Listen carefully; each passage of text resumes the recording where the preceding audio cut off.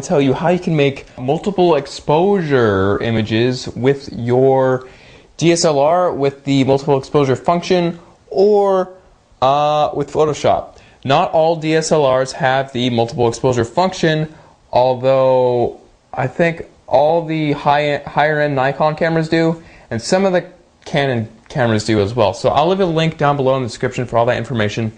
But in any case, what is a multiple exposure? All it is where you take one picture and you take another picture right on top of it, and it blends the two photos together and it actually gets brighter. So the one I want to show you how to make is this one. How did I make this? Did I use Photoshop? I did not use Photoshop at all except to adjust the color. How do you do that with only your camera?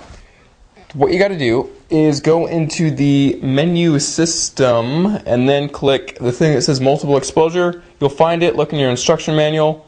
You want to turn auto gain off because you want to make the pictures brighter as you go on. If you had auto gain on, it would try to automatically zero out the exposure value, which you don't want to do. So leave auto gain off for this particular example.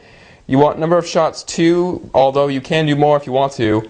Click multiple exposure mode and then click on series, and then you can go around, take one picture and then take another picture, and then it'll take those two pictures, squish them on top of one another, and then you are good to go. Alright, so the sneaky secret to get the high key multiple exposure nature self-portrait photos to look really good is to first put your camera into spot metering mode, then put your camera into aperture priority mode so you can select whatever f-number you want to use. Put the focus point in the center and then take a picture of yourself. Now, if you take the picture correctly and if you take it so the sky is against the background, you should see the blinky lights. When you push the up arrow on your Nikon SLR and those blinking lights show up, that is good. All those are indicating is that the background is maxed out white. Even if it's not maxed out white, but it's still pretty close, it'll probably be fine. So now you've got the first shot, like that. Next, you want to bump up the exposure compensation about 2 stops so that when you aim it up at the tree, it blows out the background completely, because tree branches are not as solid as a face. I will be right back, 1 second. Alright, I am back. Here's my result I got. I just took that literally a few seconds from now. As you can see, it's not the best thing, but it does give you the example of what I'm talking about. You just need to make sure that the first photo you take of your face, spot metering, 0 EV. Second photo, about +2 EV. All situations are different, so you will have to experiment.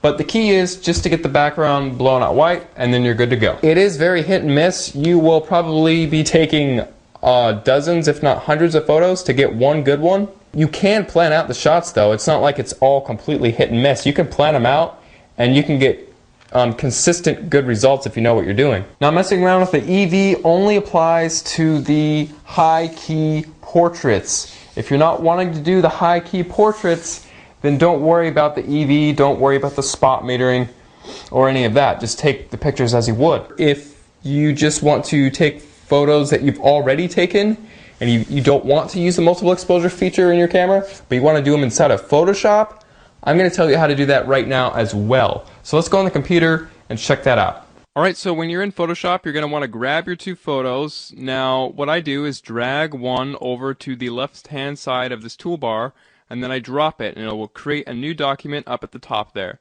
Next, you're going to want to grab another photo and drag it on top of the actual canvas itself, and then drop it, and there'll be a little X there, and then you can resize it if you want to, and then just push enter to get rid of that X. Next, all you got to do is, now that there's 2 layers down here at the bottom, click this thing that says normal, and then select screen, and then you are done. That's all you got to do. So, there are other ones I've created just with this one picture alone. You can do it with the city. You can do it with whatever you want. So that's the beauty of doing it in Photoshop. You can select any sort of photo you've already taken and mix and match, remix, etc. It always looks better in black and white in my opinion, although you can still do stuff with color, of course, and it will always be consistent just like that. Here's another example I took. I blew out the background to make it totally white, and I had the interior of my head to be kind of dark, and then I put another photo over it. This one was just grass, and then I just did that. So the blown out background basically acts as a layer mask, and it does the job for you. Oppan Gangnam Style. Gangnam Style.